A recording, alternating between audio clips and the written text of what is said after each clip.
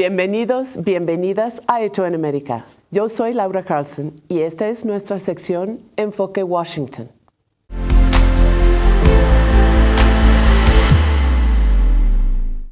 Pasó lo impensable.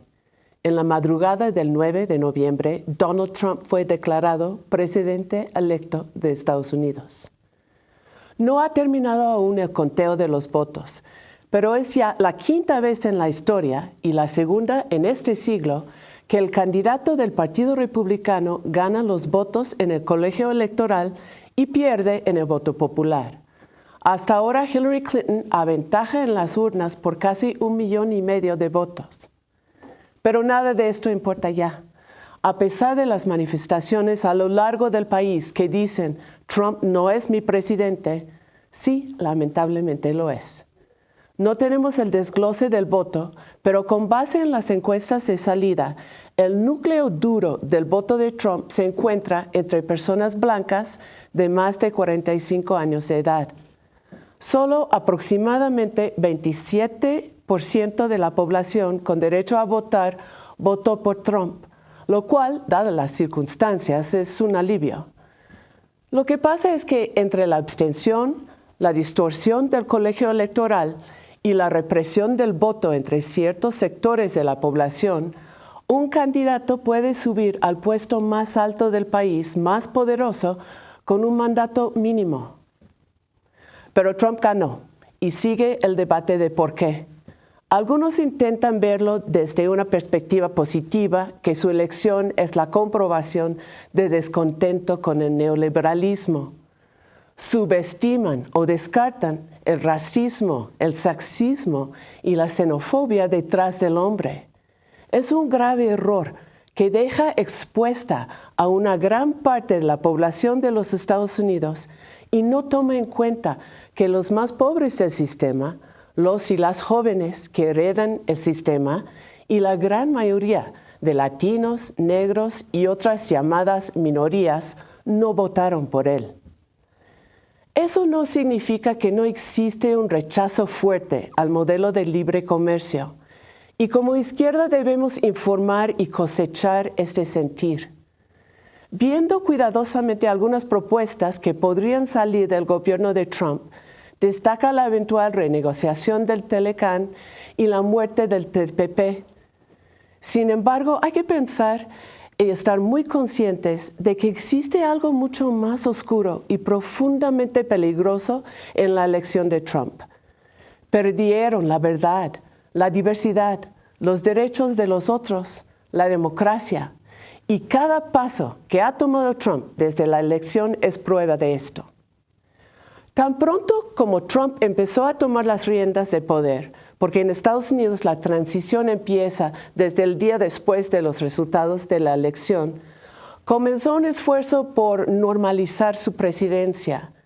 Miembros de la élite política, quienes antes advertían los peligros de Trump y juraban jamás aceptar una posición en un, pensaban ellos, hipotético gobierno de Trump, matizaron sus declaraciones con tal de quedarse con empleo. Los medios y una parte de la población que votó en su contra ahora dice que seguramente no va a ser tan malo, que Trump como presidente va a ser más moderado, menos incendiario, un estadista más equilibrado, como intentó proyectar en su discurso de triunfo. Pero ¿qué podemos esperar? Todas las señales de los últimos días indican que debemos prepararnos para lo peor. Primero, en violación a las reglas contra el nepotismo y los conflictos de intereses, sus hijos, igual de novatos en la política que él y gerentes de sus negocios, están participando directamente en las orientaciones y pláticas previas a asumir el poder. Más preocupante es la selección de su gabinete. Nombró como asesor principal a Steve Bannon, ex jefe de la página de noticias Breitbart, que tiene vínculos con la ultraderecha del nacionalismo blanco.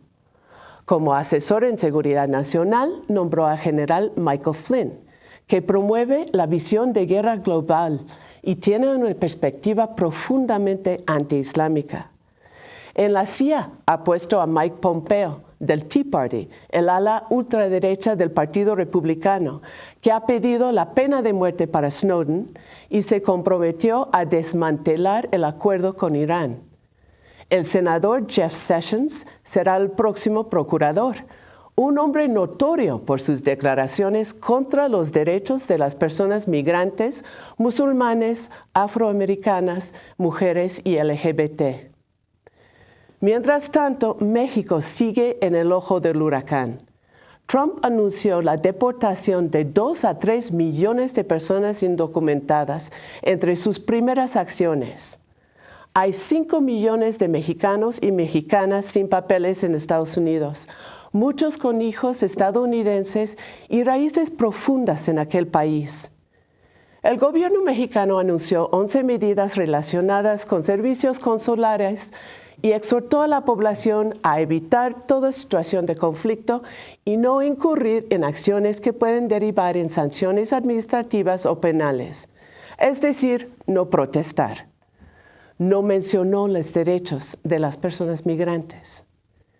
Entre ellos hay 800,000 jóvenes que llegaron a Estados Unidos con sus papás y bajo el programa conocido como DACA tuvieron permiso de quedarse y estudiar en el país. Trump también ha dicho que va a eliminar este programa. El gobierno mexicano se prepara para recibir a millones de retornados con programas de empleo en un contexto de alto desempleo y subempleo y pocos recursos públicos. Las deportaciones y los retornos voluntarios generados por la incertidumbre y el racismo en la América de Trump, donde ya se reporta el aumento en crímenes de odio, llevarán a una crisis de infraestructura en las ciudades fronterizas mexicanas, tanto en la frontera norte como de la frontera sur. Los países de Centroamérica enfrentan una crisis similar y se están reuniendo para ver cómo responder. Sin atender las razones detrás de la migración, la deportación y el endurecimiento de las fronteras provocará una crisis humanitaria parecida a las tragedias que desde hace años captan las primeras planas en otras partes del mundo. Junto con medidas como una tarifa de 35% sobre algunos productos fabricados en México, la amenaza de suspender remesas para pagar el muro y medidas proteccionistas, México podría enfrentar una crisis económica que se deriva de su alto grado de dependencia hacia la economía estadounidense. La candidatura de Donald Trump empezó como un mal chiste, subió como una amenaza y culminó en la presidencia de los Estados Unidos. Ahora presenta uno de los retos más grandes de la historia reciente de nuestro país y de la región. El gobierno de Enrique Peña Nieto busca acomodarse a esta terrible realidad con lo que él mismo llama pragmatismo. Nosotros, el pueblo, tenemos que tomar otro camino, declararnos en resistencia. Resistencia al neofascismo que se basa en el odio y la división, y resistencia contra la ola de violaciones de derechos humanos que viene. En Estados Unidos hay manifestaciones en todas las grandes ciudades. Necesitamos más y más fuertes vínculos binacionales.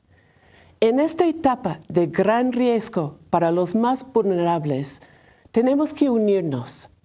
La presidencia de Trump es la amenaza más directa y más grave, pero el fenómeno de la derecha racista, patriarcal y antimigrante crece en muchas partes del mundo. En este contexto, tenemos que comprometernos también a no dar permiso al odio en nuestros países, afirmando nuestro respeto a todas las personas y asumiendo la defensa de sus derechos como propios. Sin duda, se avecinan tiempos difíciles.